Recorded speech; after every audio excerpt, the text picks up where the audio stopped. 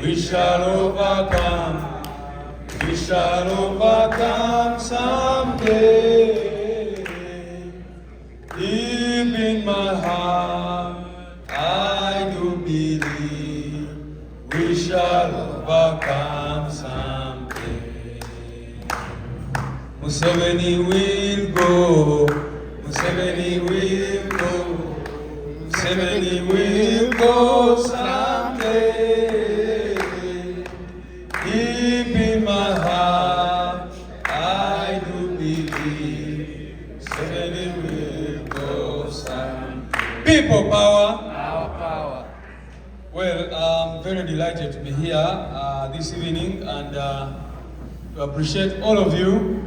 I know time has gone and we need to be out of here. So I will not use a lot of time, but one, I want to appreciate Comrade Dr. Daniel Kauma and team. A hand clap for them, please, for organizing this very, very important occasion and for accepting the challenge of leadership. As you all heard, leadership in NUP is largely voluntary, and if anybody decides to set up and take leadership, we need to appreciate them. We all know the challenges of leadership in this, our young party. Herman and team have been through so many challenges, and all of you leaders who have occupied different positions. So we would expect Comrade Kauma and team to have different thoughts about it, and I know many people were approached to take leadership and they could not take it up because of the challenges involved. So I want to appreciate you, comrades, for accepting. When the president approached you and said there's a challenge here, you accepted to become leaders of NUP at this particular time, and I want to say that we are very, very grateful to you. I want to appreciate you, Comrade Herman, and your team as well. Thank you for the great work that you have done. Thank you for your service. You have done well. That's what I can say, and we're really proud of the work that you were able to do amidst so many challenges. There's nothing people did not say about you, but you stood firm. Like many of us, I'm sure all of you have faced a lot of propaganda, a lot of all sorts of things, but you've stood firm. And today, because I'm speaking to leaders, I want to appreciate you, comrades, for that. I want to appreciate other comrades in our midst, Professor Milton Alimadi. We are so honored, and thank you very, very much for your leadership. I want to appreciate Comrade Aisha Nachijova and our mama, who has done a great job, and the entire team of leaders, Joel and others who have been giving support to Herman. But I don't want to only talk about people who occupy former positions. There are people like Kamuye Boston, there are people like Baraga, there are people like Muvawala and others who don't occupy former positions, but who have been there. I want to appreciate our mamas. They are in number and they are in this room. They know themselves. They've been there. Every time we come, you see the zeal, and every time they come to Kampala, they must look for us. They will carry shoes for us, some sweaters, some branded materials and all that. And that is really to show that they treat us as their own children. But above all, they pray for us. And I know that. They come, and even after doing everything, they take you to a corner at the secretariat and say, let's pray. And then they pray for you. And that encourages you. So I want to appreciate every single individual for the great work. Secondly, let me bring greetings from our president, the one and only President Chagulanyi Ssentamu Robert. He was supposed to be with us, but he had some challenges, and he asked me to come and be with you and to give you his assurances of full support to the new leadership. He assures you that he will support you 100% in this task that you're taking on, but also the Secretariat will support the new leaders to ensure that we will achieve whatever we set out to do. Of course, while we're here today, we know very well that it's a sad moment because we lost one of our own, Counsel Wameli, Anthony, may his soul rest in peace. We shall have a memorial service tomorrow and we'll talk more about him. But we all know that Counsel Wameli was a great man. He was a man driven by public service, driven by the desire to serve others, driven by the desire to do great things. It's unfortunate that we lost him, and I can say that it will be very, very difficult to fill his gap. You all know that recently we also lost our brother, our senior, Honorable Tolit Simon Akecha, who had just, taken over a position as head of our policy and research in NUP. So it's very unfortunate that we've lost these important leaders and other comrades. And I don't know if you already observed a moment of silence. You did already. Oh, you did not. So I think it's important that we observe a moment of silence for those, but also our comrades who have died in the course of the struggle.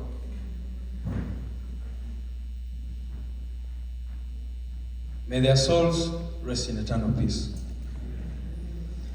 Now, Comrade Biakuleka spoke about, not losing our identity as people power, and I want to reiterate that. I agree with you 100%.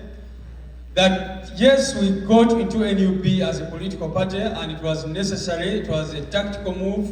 It was a strategic move. You all know the reason why we decided to take on a political party, because we are going into an election and we needed a symbol. We needed something that would unite our people, and people were confused at the time. They kept asking us, "What symbol are you going to use?" and that kind of thing. But if we are not careful, it is possible and it is very easy for us to lose our identity. And so I think it is very important that you give us that caution, because our true identity is people power. We believe in the power of the people. We believe in uniting all Ugandans, and that is a message I found Comrade Professor Alimadi talking about. That it doesn't matter what political party you belong to, it doesn't matter what your religion is, it doesn't matter what your gender is, it doesn't even matter what you believe in, your opinions and whatever. All we need to do is to be able to redeem our country first from a military dictatorship, and then we can talk about those other things. It's very, very important, brothers and sisters, this evening, to understand that regardless of whatever differences that we may have, and I think he used a very perfect analogy, let us suspend these small differences that we often have, that often stand in our way, and first of all pursue the enemy, and first of all redeem our country from the hands of this enemy, and then we can go into other discussions. We do not have, I am a Secretary General of a political party, but we do not have functional political parties in Uganda. NUP cannot hold a gathering in Kasese and the police does not disrupt us. We cannot go and do our events, we should do them as a political party. Every once in a while they will come and raid our offices and close them. So if I decided to become comfortable in my political party, I would be lying to myself, because what is there as a political party? There's no single political party in Uganda that has not been rigged. You saw what happened with FDC, what has been happening. We came in as NUP, they did the same thing to us. We just had a by-election in Serere where ANT had a candidate and others, and our Deputy President Western Region was there. She told me what she saw there was incredible. The military coming, taking over polling stations, ballot stuffing, doing whatever, arresting polling agents. So ANT has faced these challenges, the Democratic Party has faced these challenges, UPC has in the past faced these challenges. Every single individual has faced these challenges of a bad government. So we need to put aside all those differences. And I often hear these differences in the diaspora. And you just keep asking yourself, what are we up to? And whenever I'm talking to the people back home, whenever I'm talking to the NUP leaders, I give an analogy. There is a man in Wandegea who sells a whole goat. Fire's Cafe, that's the name of that of the restaurant. So he gets a full goat, stuff it with all these things, and people buy it all. So I'm always saying that is our country, the whole goat. And there's a thief who got this goat, who stole it from us, and is running away with it. But every once in a while, because the thief knows that we're in pursuit, we're trying to reclaim our goat, he will just get off a small piece, throw it at us, and then we start fighting over that. We get excited over the small piece, while the man is running away with a full goat. And I'm like, hey, why don't we focus on the goat? Why don't we focus on running after the thief? Why don't we go after him and first of all reclaim our country? Why do we allow ourselves fight over small things? Tribalism, all sorts of things which do not add to us but take away from us. So my brothers and sisters, I call upon us to unite. Those who are watching us, let us unite, because our children will ask us what we did when our country got to this point if we do not do what we are supposed to do at this particular time. So that is my message about unity. I want to encourage the new team to work hard. Work hard, because that's what we have to do. I know there will be many challenges. There will be lots of challenges. I was talking to the leaders earlier on, and I said when I saw cracks beginning to emerge in our diaspora, I said, Museveni wouldn't leave our team intact because he knew the impact. And dictators operate in different ways, directly, indirectly, through the people who you know, through people who you do not know. So I knew for sure when I started seeing a lot of conflicts emerging in the diaspora that the dictator had started feeling the impact of the diaspora. And so he had to find every way possible to come in and begin trying to disorganize us. But today we can get out of here with a new commitment to say that, Mr. Dictator, we are not going to allow you to divide us. We are not going to allow you to derail us. We are not going to allow you to divert us. Because we know our mission is to get you out of power and redeem our nation from the corruption, from the destruction of institutions, from the torture that we're talking about here. Every time I'm about to give up, I think about people like Mwesigo Eric. I think about Ashraf Kaside. Look at him right here.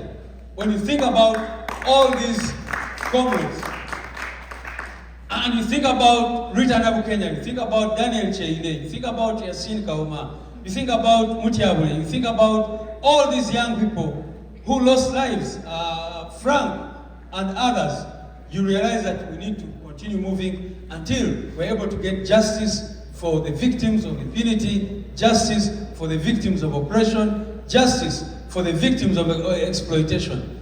People whose land has been taken away by the regime. People who cannot benefit from the oil and mineral wealth because the regime has taken over. Justice for the people of Karamoja who are murdered every other day that passes. You all have been seeing the news that goes on in our country. Justice for the victims of a failed healthcare system. We are now talking about repatriating the remains of our comrade Wameli back to Uganda. And you know what it means to, first of all, the percentage of Ugandans who can afford to get medical treatment abroad. It's very, very small. Because the regime does not invest in healthcare, it invests in buying tear gas. They do not invest in setting up schools and hospitals. They buy new military choppers. They celebrate birthdays from Museveni's son. That is where they put our money. That's where they invest our resources. So that is a task in our hands. So my encouragement to all of us, let us not focus on minors, let us major on the majors and minor on the minors. Let us pursue the higher vision, let us go for the bigger goal, and the dictator will be out of power, and hopefully we can be able to enjoy our country. And even if we do not, and the president normally says this, even if we do not achieve that, we will not blame ourselves for not doing something about the terrible conditions of our people in Uganda. So, to the new team, be hardworking, have hope, be dedicated, unite, and above